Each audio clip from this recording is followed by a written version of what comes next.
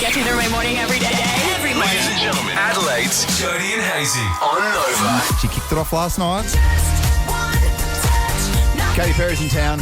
And Jodie, you've got a big night tonight. Big night tonight, taking my girls along. We managed to snag some last-minute tickets, which was an absolute miracle. But what came with that, Andrew Hayes, was a shopping mission that was beyond impossible. We're talking circa raw Katy Perry and her outfit in the jungle. Can you recall? Yes, I can recall. It's quite...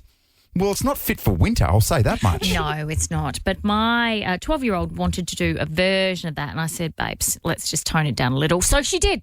So I was assigned the task of picking up 3 things. A black hat with stars on it from Sports Girl, a green tutu from Spotlight, and finally a one-armed leopard print top. Oh, there it is. I can picture Cotton On. it. So good.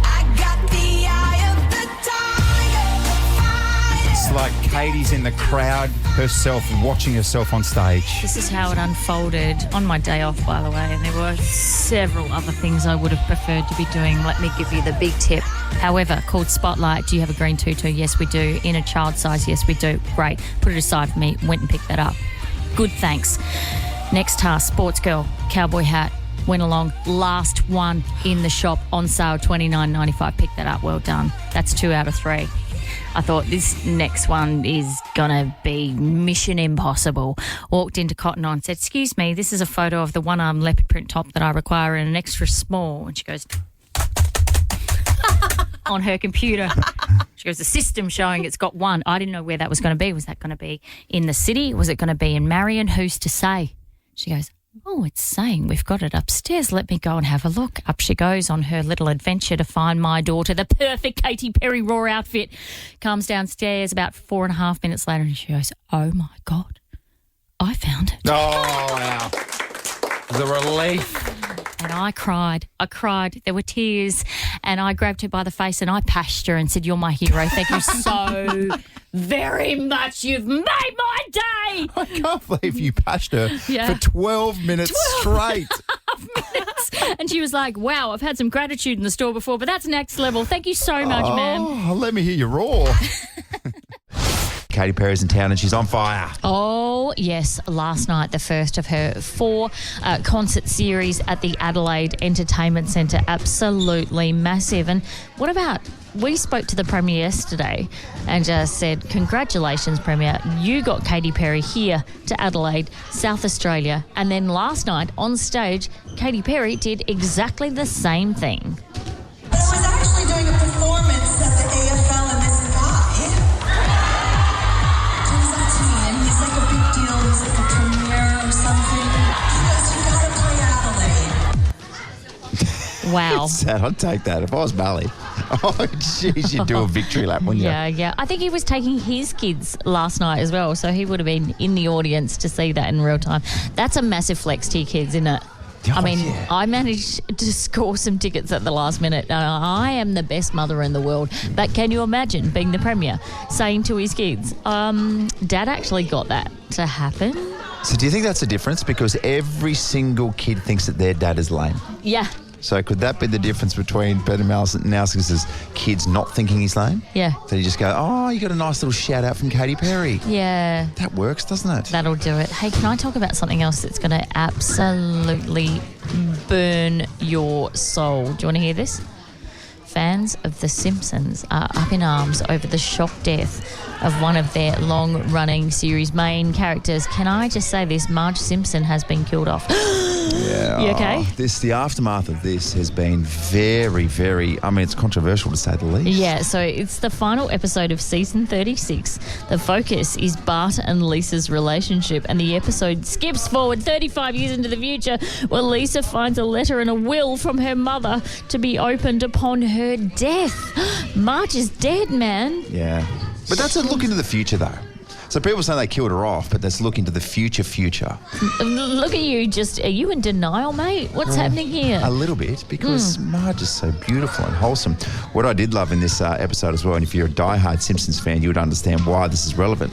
She's apparently in heaven, and she walks off with Ringo Starr, and they're flirting with the idea of getting married. And Ringo Starr is a prominent episode from back in the day. Okay, so the episode indicates that Marge is set to die around the time that she turns 70. That's young, although it's not revealed how she meets her demise. There you go. 36 seasons of The Simpsons and still going. Yeah. Oh. It raised me, The Simpsons. Are you suggesting they should pull the plug? I think a lot of people have suggested that post-season, maybe 21, 22, things started to get just a little bit stale. Are you still watching it, is the question? Absolutely not. Oh, really? It helped raise me to be the man that I am today. But you've tapped out. But I've tapped out of The Simpsons. Oh, my God. That's an absolute... That is a travesty worse than Marge's death, to be honest with you. Apologies, ladies and gentlemen. Friday's Live at Your School is just an absolute institution. It's so good to be here. And the kids at Brighton Primary School are starting to flock through the gym doors right now. It's epic. Rocking in now, just enjoying some fruits and basketball, some nippies drinks. It's all happening. Alex Neil-Bourne from the Crows, he's the vice captain. He's going to join us in a matter of minutes. So, Crows supporters, if you've got a question, text it through 0400 919 919. It's Jodie and Hayesy for Friday's Live at Your School. Jodes, when you talk about the football last night, what a result for Port Adelaide. Oh, boy. Goodness me. Went to bed at half-time because at that stage, I don't think the Blues had kicked a goal. Yeah, they Correct were me if I'm really wrong. battling. They were pretty bad. I mean, I've seen some sucky bunch of footballers last night, but they were the biggest bunch of sucks that have ever sucked, I'll be honest with you. Yeah, okay. 50-point win for Port Adelaide. Rosie Butters were absolutely outstanding, and all of a sudden, Michael Voss is very much in the hurt locker. Here's what he had to say post-game. So we should have come out better, and they bounced out of the blocks a lot harder, and their pressure was a lot better than what we were, and all the things that we want to be able to value in our game, and we just didn't bring it at the start. And away venues and trying to chase the opposition down, we just couldn't do it. So made some corrections, but chasing the scoreboard, and that makes it really, really hard. He's going to be the talking point all this week. Every single morning you're going to wake up or in the afternoon and going to think, is Michael Voss been sacked yet? Unfortunately. I think the problem for Carlton supporters is they show glimpses of being really, really good, and that's what they hold on to. And then most weeks they're really, really ordinary.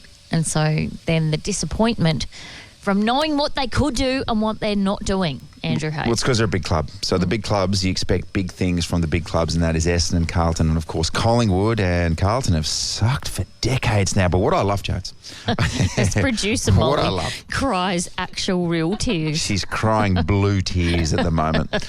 What I love is the feedback from disgruntled football supporters in situations like this. Do And tell. each and every time when there's the season's on the line, maybe the coach's future's on the line, after a loss, they'll put something on Twitter. It'll say, wasn't our night tonight, or something quite sort of laid back like that. Yeah. And then the supporters absolutely go off. Can we go through some of the top responses via Carlton's lost tweet last night? Yes, please. Just some simple ones. Tim Team said, we're the team that always lets you down. That's clever, Tim. Oh, That's yeah. very It's a play on the clever. song, right? Pete suggested relegation to the VFL. So there'd be two Carlton sides in the VFL at the moment. That's interesting. John said Carlton Football Club is a stinking, rotting carcass swinging from a tree branch in a warm summer breeze. Wow. Poetic stuff there from John. Paul said, had my Carlton membership on the dash and some lowlife broke in and left two more. This was my favourite, though. This is my favourite. I reckon it was liked a few times. Yep. It was a bloke who had uploaded a picture of a smash TV. Yes. He said, thanks, Carlton. You blokes ruined my birthday dinner. My family hates me. My wife took the kids. Supporting this team for 20 years has caused more pain than my micro penis. Fold the club like my wife's PT folds her. And he finished it off with F heads. And that is supporting Carlton Football Club in 2025. Okay. Have fun, guys. Enjoy the rest of the season. Good luck. It's Jodie and Hayesy on Nova 919. Dinner time rituals. Yes. What goes on in the Oddy household, because it can be a lost art in terms of binding everyone together. I know, it fluctuates. So some nights it's let's all sit around the table, let's all catch up, see what we've done today. We do high-lows. So basically we go around the table. What was the high point of your day? What was the low point of your day? Oh, okay. And it kind of stimulates family chat about our lives, really, which is good. And then other nights we give up and go, dinner on the couch. Which is fine. I think it's fine every, maybe not even once in a while, maybe 1 or 2 days a week. So modern families, they're saying, are doing dinner a bit differently. Yep. Device-free for most nights of the week, and new research is showing not enough Aussie families are having critical conversations about mental health, which, if you're going through the high-low, could spark a conversation about mental health. What happens in the Hayes household when you have dinner at 2:45 in the afternoon? Yeah, that's the thing. So you were right in this one. The other day we had dinner at 4 o'clock on the dot. What? And I had lunch, I reckon, at 2:30 and then dinner at 4 o'clock. It was a light dinner, but that's the zone we're in because we've got a 7-year-old and a 4-year-old who we tried to push into bed by 7 o'clock. But even now, there's moments where our 4-year-old is really, really pushing hard to have dinner on the couch with an iPad to her left. Yes. You're like, let's squash this habit before it really I know. I'm very big on no iPad while we are eating. I think that's fairly important. It's got to a situation, though, don't you reckon, where the TV is the lesser evil? Yeah. So if you're watching TV, eating dinner, that's okay. But sort of being on your devices while you're eating, not so much. It went from, the devices being the absolute devil, and now I've convinced myself that even if it's SpongeBob SquarePants, which we play so much at the moment on TV, but even that versus the device, it's like, good on you, SpongeBob. You're now part of the family. Take care of my kids. Who lives in a pineapple under the sea? SpongeBob SquarePants. Jodie and Hayesy. For Friday's Love Your School, we're coming to you from Brighton Primary School. He's the Adelaide Crows vice captain. Really proud of how the group's been able to deal with some challenges, momentum swings, and always give ourselves an opportunity to win. To Adelaide, he's a premiership player. Neil Bullen, no mark, hits the deck, off the ground. Neil Bullen goes. But to us, he's just a girl dad from Glenelg. Please welcome Adelaide Crows vice captain, Alex Neil Bullen. Hey, welcome to Brighton Primary School. Alex, how are you guys? Yeah, we're good. Good We're morning. good. Now, listen, I know that we haven't really spoken for a couple of weeks, but I have to ask you, how bloody cold was it down in Tassie playing against the Hawks? Friday night, was it less than 2 degrees? Yeah, I think it was -2. It was -2 out there, and it was about -3 degrees in the change rooms because there was no heating. But I've just thawed out. I'm back. You haven't seen me for 2 weeks. I've been in hibernation, but I'm feeling my normal self He's thawed again. out. Alex He's was like, thawed oh himself my God, out. don't worry, I'll just get through to full time and then I'll go and have a hot shower in the nice warm change rooms. Not to be in Tassie. We came off the ground, just lost, obviously. Yeah. Thinking, I cannot wait to warm up. Darren Burgess, our strength and conditioning, goes, all right, boys, 7 minutes in the ice baths. Straight in the ice baths. So it was like a double whammy. Jodie's just got hit in the head by a I just got ball. hit in the head by a basketball. Thank you for that. That's what happens with Friday's Live Your School. It feels like from the outside looking in, AMB, that's how Darren Burgess sort of operates, and he'd get a small part of enjoyment from seeing you guys just absolutely suffer in the ice baths like that. Yeah, he's got this little gentle evil giggle that he does when he knows you're in the hurt locker, whether that's conditioning or in the ice baths after a -2 degree night. But he's the best in the business, Burjo, and very lucky to be working alongside him. How tough was that little loss? It would have been a grind that night, and to not come away with the 4 points would have been difficult.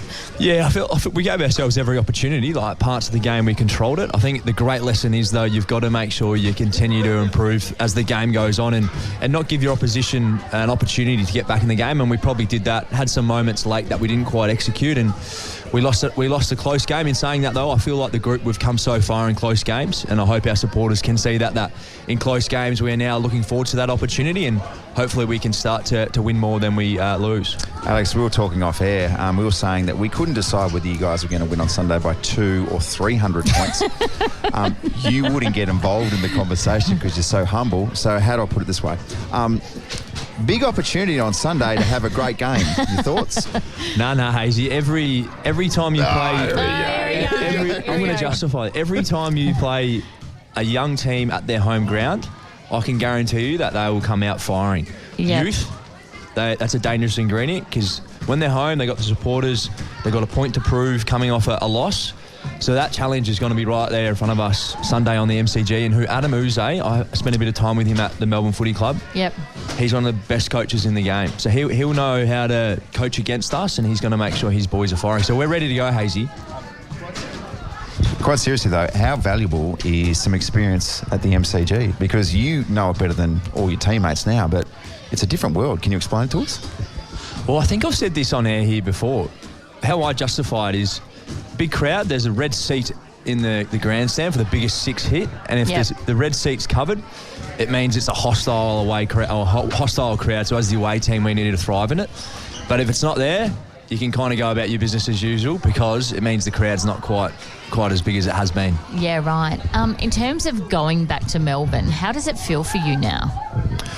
I really enjoy it. We've played 2 games in Melbourne this year, and it's like you're on a mission. You're in and out, but to go back to the little hub around the MCG where I used to go to work every day, it's quite it's weird going back there, but I also really enjoy it. Great memories. What does game day look like for you? You get up.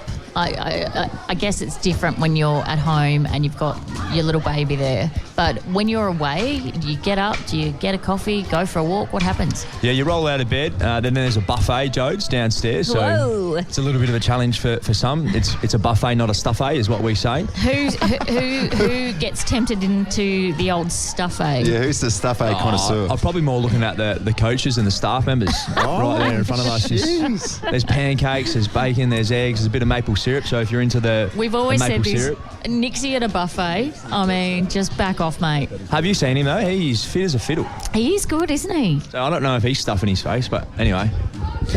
A&B, can you stick around? Because you told us a few things off air. You're the loveliest bloke that I've ever met. I will say that. But he's turned up this morning with just a few things he needs to get off his chest. Is that fair? Yeah. I've had a buy. There's been a few events that have happened, and I just want to know if I've overreacted to him, Hayesy. I'd love your opinion on it. So he said to us, I've just got to get the stuff off my chest, and I need you guys to determine whether or not I'm a bit of a Karen, which would be quite surprising. He's the Adelaide Crows vice captain. Really proud of how the group's been able to deal with some challenges, momentum swings, and always give ourselves an opportunity to win. To Adelaide, he's a premiership player. Neil Bullen, no mark, hits the deck, off the ground. Neil Bullen goes. But to us, he's just a girl dad from Glenelg. Please welcome Adelaide Crows vice captain, Alex Neil Bullen. Alex Neil Bullen, I speak on behalf of a woman who has been married to sportsmen, and I get it. And now I'm just going to rally for your wife here because sometimes you are there, other times you are not there. You've had the bye, you've been home for an elongated period. How does she cope with that? Because we get on with it when you're not home. Well, I would say when I walk through the doors after a long day, there's the biggest smile on her face. Yep. Maybe after 3 days, that smile was not as big. It dissipates. Yeah, it's a bit neutral. Maybe I've been overreacting to something. So I'd love to share some things that happen over my bye just to get a gauge if I have overreacted or is it a normal reaction. Are we entitled to be honest here? Yeah, I think so. Sure. Before we start, can I just say something? Calm down, mate. Just calm down. What have you got? It's all happening. What have you got? Because I spent a bit of time at home over the few days, we live near a grocery store, right? So 200 metres away. When that car park at the grocery store gets busy, you see people parking out the front of your house and walking back with a trolley full of groceries. Now, it is a long way back, I understand. Yep. But often I've seen people unload the groceries in the car and jump straight back in the car. And where do they put the trolley?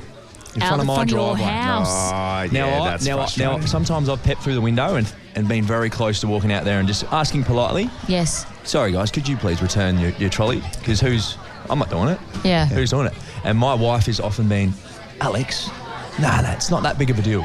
Don't react like that. Is that a fair reaction, my reaction, or is it something that's just life? Okay, can I take over here? Because as a woman who's just had a shimochi open up on her street, my goodness, people park in front of our house and don't you get territorial. That is my house. I have a small child. I want to be able to park in front of it and take my kid out of the car straight into my house. I'm with you on this one. I'm with you, babe. Do you know what, Alex? You were sitting there saying, "Oh, am I a Karen for this?" No, I'm going to do the opposite. Can you please finally grow some kahunas and go to tell these people to take the trolley back? Stop peering through your window. Yeah, I know. Next time it happens. That's the next. I just need this validation. Yeah. No, you got it. No, you got it. You're fine. not being a Karen at all. That would What be about this highly one frustrating. then? I went out for a quick breakfast with a couple of teammates. Yes. And one of my teammates, I won't say his name because I don't want to throw him under the bus, but he's a key forward and it's not Riley Philthorpe or Tex Walker. Okay, He's gone up to order some brekkie and he's come back, sat down on the table, right? About this far away, and I'm looking at him, and I can see a booger hanging out of his nose. Okay. So I go to him, Fogs, you got a soldier in the I'm trench. not going to name him. No names, but Darcy, Fogs could be any Darcy Fogarty. And Fogs has looked at me and said, "Excuse me, mate." I said, "You got a bat hanging out your cave," and he goes, I've heard that. "What? A booger?" Yeah. Oh, Ned, Alex, no, don't tell me that. Fully was against me telling him, to the point where he almost left breakfast without paying. And here I am thinking, have I overstepped the mark here? Is that an overreaction for me holding him to account, or Oh my God. is that not acceptable? I'm in your corner again. You got to tell people. It depends. It depends how you delivered it. So if you went in front of everyone, "Oh, Darcy, there's a big thing hanging out of your face. You look like an idiot." Yeah. That's one thing. But if you were quite calm and polite, Yeah, I didn't make a big You're deal. doing it. I tried to do it under the table to keep it. So do you want to low-key. tell this story, or should I, about the Crows player that we have encountered twice together, weirdly, while we've been hanging out at training doing our job, Oh yeah, as you said. that had a bat in the cave? But he always has a bat hanging out of the cave. Always. Every single time we see, and we won't name names, we won't. Talk to me. We'll tell you off air. But there is a particular Crows player. Every time we see him, he's got one. Yeah, but we don't want to say anything because we don't really know him. But it's the same thing with something in your teeth. Yeah. You should tell people. Yeah. I've been in a situation where there was a person I was working with, and they had not just a little thing in their teeth; they was covering up like a whole tooth. And then they found out later on that I knew, and this they got me? angry at me. Is No, this it's not me? you. It's not you. Okay. It was some that I used to work with, and they got angry at me for not telling them. Yeah, right. Ever since then, I was like, well, is it awkward as it is? You've got to tell them. Yeah. You did the right thing, Alex. Thank you. I appreciate Alex, that. you're not a bad No, person. you're a good guy. You've got one more. I've got one more. So, Jesus, all right. Oh, here we go. This is going to tip us over the edge. This just is a really tip, just to finish off the bye, my wife and I thought we'd go date night. Nice. Leave our little girl at home with the grandparents. So we rock up this beautiful restaurant.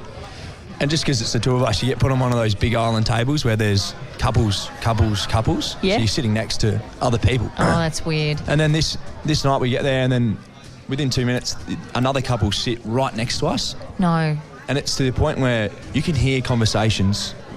I'm pretty much sharing the same spoon as this random Hate here. it. But also, it was a first date that we were sitting next to. Oh, awkward. So we experienced all those Awful early chit-chat. questions, getting to know each other. And I'm sitting here like, this is the one night that my wife and I get out and about. Yeah. And I'm in a double date, which is Yep. a first date. Yeah. Yeah. Is that an overreaction from myself and my wife? I'm or going to you call. just cop it? I'm going to call you Karen out on this one Yeah, because that's that would be fair. so entertaining to me because I've been married for such a long time.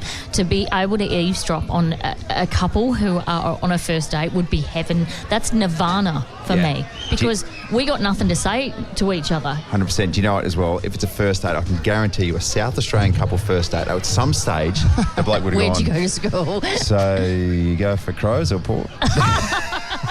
How good's the conversation starting? You got Alex Neil Bullen sitting right next to you.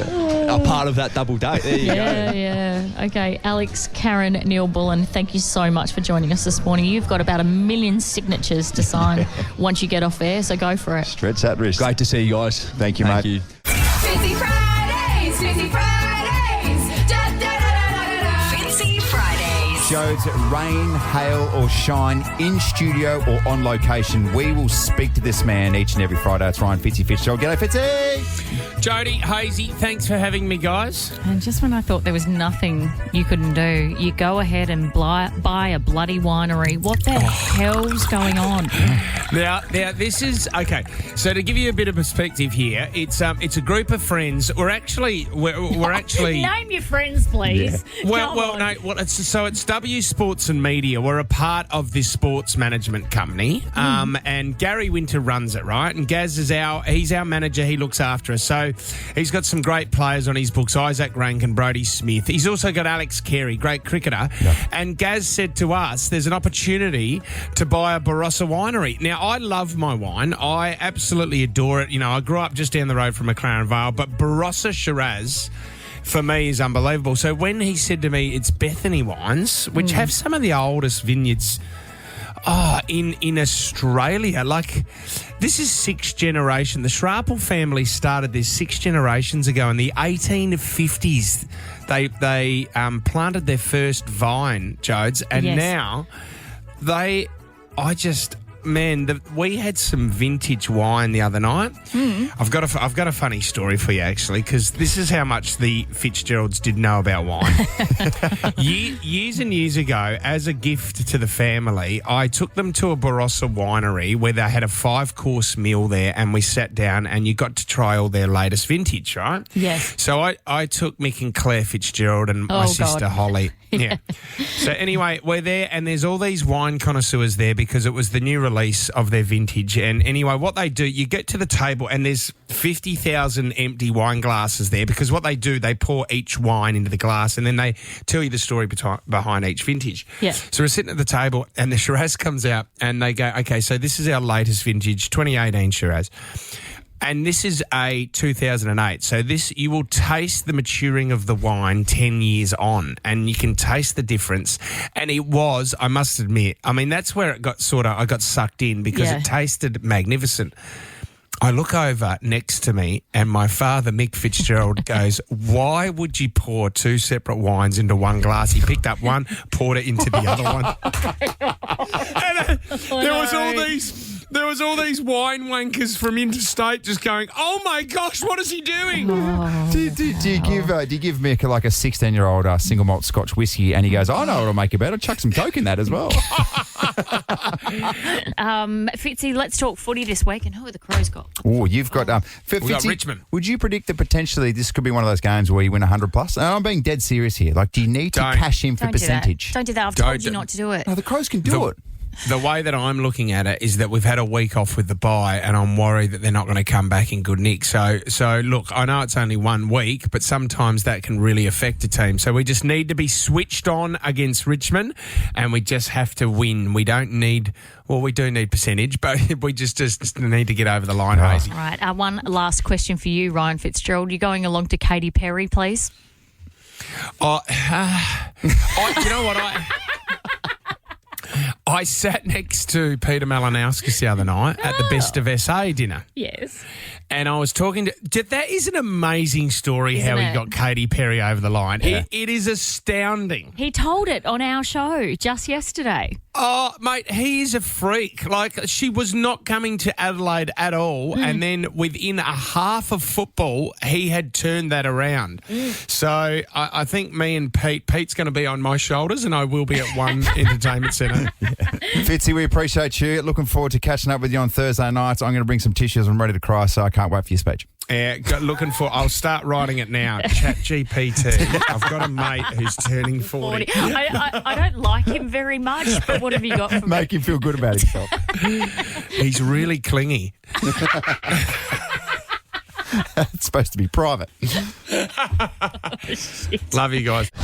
Time now for a very special guest. Oh my very goodness. And I didn't want to emotionally blackmail her, but you kind of did when you just said to this beautiful lady, Hannah Petty, who's the captain of the Thunderbirds, that my whole mood for the week is dictated by whether they win or lose. I suggested to Hannah that perhaps Jodie It's a different beast. is more invested in the win-loss situation than perhaps some of the players. That's how much she loves it. Good morning, Hannah. Good morning. Thanks for having me on, and I hope I make you happy for the next 3 weeks at least. You and me both, babe. But more importantly, can you make that promise to him because he's the one that cops the brunt of it? Hey, look, I'll do my best. So talk us through the equation. The Thunderbirds sitting just outside the top 4 at the moment. What needs to happen over the next couple of weeks to make the finals? Yeah, look, it's pretty simple. We win the next 3 games and we make finals. And if we lose one, we've still got a chance. But it just, keep winning and we're there.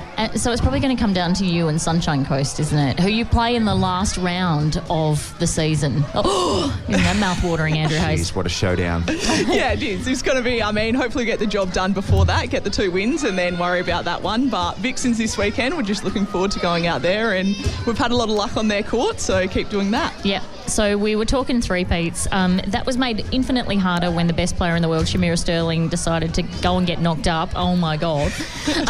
can I ask you, is she coming back next year? Yeah, so she signed again next year. So, the idea and perfect scenario is she has a beautiful baby later this year, and then she comes back and pulls on the pink dress again, and we have a new family member in the pink family. Nice. There's a couple of little ones running around, little Jamaican babies, actually. There is. Isn't there? I know. Gigi will have a little friend to run around Yes. with, and it's a good little distraction for all us girls as well. So, and is there some sort of mother-daughter rule in Super Netball? Like, what happens there? Well, there's father-son in AFL, isn't there? There should be. There should be. Yeah. Hey, let's be the first club to do it, I say. Yeah, absolutely. If those babies aren't tall, then there's something going on. Hey, Hannah, you've been very generous. You've dropped off a bunch of tickets. So if you would like to catch the Thunderbirds taking on the Mavericks Saturday, 5th of July, give us a call right now, 13 24 10. Can I just say, though, before we get out of here, we said, Hannah, we've got a thing here at around about 8:40, so get here sort of 8:30ish. I reckon Hannah's been here since about 7:30. Yeah. Just mixing and mingling with the kids. That is. And you've signed 1,000 autographs. Yeah. So, and that is the difference. And that's what we keep on saying with the Thunderbirds girls as well. Look, I don't want to fangirl here, but But you will. But I will. I reckon we played this on the show. One of your three-quarter time speeches where you just ripped into in a good way and just would gene them up is one of the best things I've ever seen in netball. You are an absolute inspiration to those girls. And I don't know where you get your leadership qualities from, but they are incredible. Oh, thank you. Thanks for those kind words. And, do anything for the team and get the win. And who knows, the next Thunderbird could be out here. Yeah. We also just saw a quick little clip of Latanya Wilson dancing away. And we wondered if you could do a dance for us in front of everyone. I'm just joking, because I don't think... That is the most uncomfortable scenario in my life. And I can tell you why, because I think you did a dancing thing. Did you not? Did you have someone come out to teach you to dance last year when you won the premiership? So whatever you're doing works. But I clearly love you, Hannah. But you don't have any moves. No, didn't get that. I'll leave that to Laddie and Shav and Dids to go off and do, and I'll just try and stick to playing netball. You and Hayesy can have a dance-off because it wouldn't be pretty. Gosh, what an awkward thing that would be to watch. You should come to Hazesy's 40th and just get out on the dance floor, the two of you. That'll be a sight for sore eyes. Hannah, thank you so much for stopping by, and thank you so much for the tickets. No, thanks for having me. Hannah Petty from the Adelaide Thunderbirds. Once again, 13 24 10 for some Thunderbirds tickets.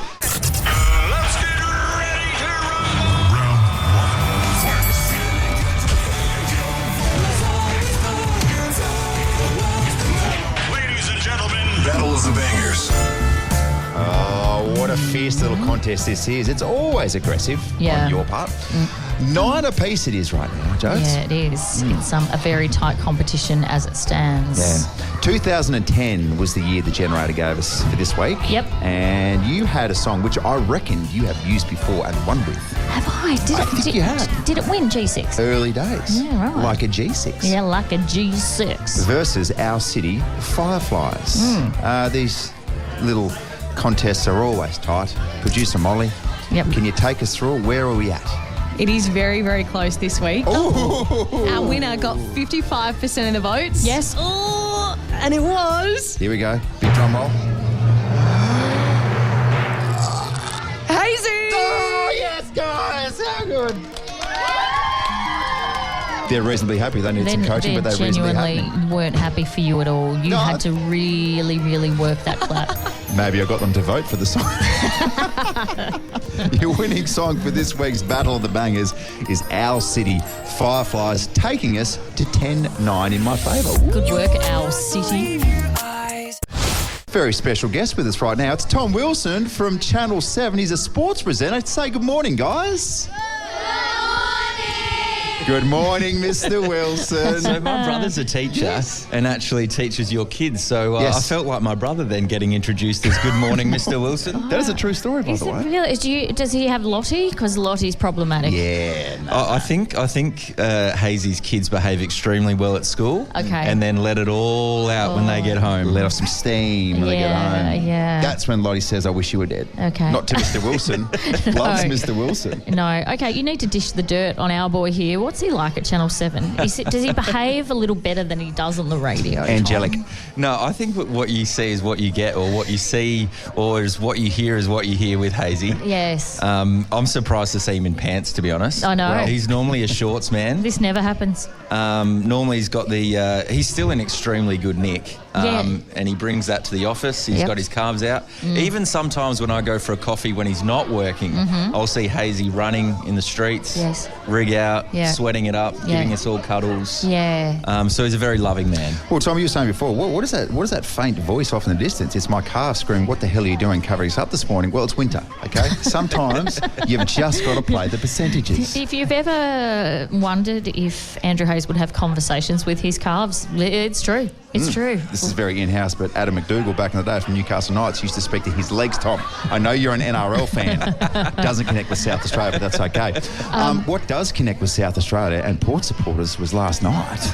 Was it? Oh, my very goodness. I don't know if you're a Port supporter or if you're stoked or if you're extremely frustrated because their football when they play like that, I think is genuinely in the top 4. I reckon they've played probably 3 games this year that would be in the top 10 for performances, but they've only won 7 games.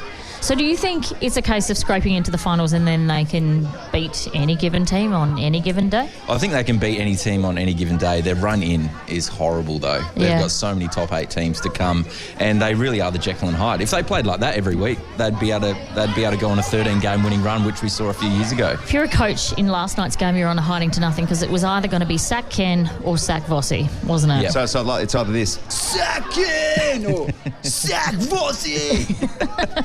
Depending on who won. Yeah, absolutely. What about this? How many times have you done that? Oh, my gosh. We've done it actually quite a lot. To all the people out there go, sack Ken. So what about some of the Carlton supporters last night? And I get it. You're a proud club and you've got a lot to say. And straight away, we go to, Tom, every single time when a club's up against it. The social media post saying something like, wasn't our night tonight, and watch the comments flood in. This was my favourite comment from a disgruntled Carlton supporter. He said, thanks, Carlton. You blokes ruined my birthday dinner. My family hate me. My wife took the kids. Supporting this team for 20 years has caused more pain than my micro penis. Fold the club like my wife's PT folds her. And it finished with a word that rhymes with truck, heads. Good feedback. It's good feedback. Is that all so Carlton's fault, is it? If Fossey gets to see that, it's good feedback to take on board. Absolutely. A couple of other games this weekend. So we've got the Crows taking on Richmond. Who takes the chocolates there?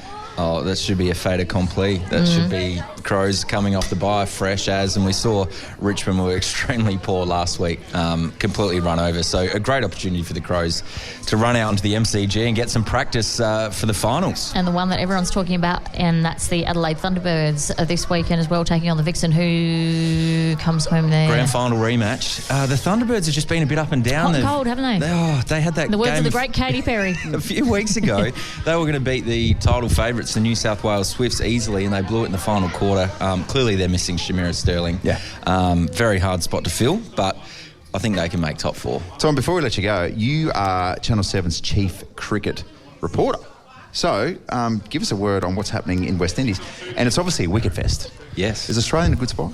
I don't know if they are. They were trailing on the first innings. They're 4 down already. Yeah. South Aussie boy Travis Head's at the crease, but clearly Shamar Joseph is, throwing back to the good old days of the West Indians of the 90s and running through the Australian top order. It's going to be very close. Yeah. And we've seen in Test cricket now that it's not these batting paradises like it was back in the day. They're actually bowler friendly. So I think the Aussies are in a bit of a difficult spot in Barbados. Seems really weird. They potentially lose to the West Indies. And can I ask as well, as the chief cricket reporter, you didn't get a gig to the West Indies? Yeah, I got a gig to Sri Lanka, Jodes, which was nice at the end of summer, but the time zone would be extremely difficult. But I know a lot of the other corresponding crew are having a pretty good time over there. Oh, no, I didn't want to go to because of the bad time difference. Nah. Well, Tom, did you ever tour there? No, if it makes you feel better, when I was married to an Australian cricketer, I never got a gig to the West Indies either. Yeah. So you're in good company. Okay.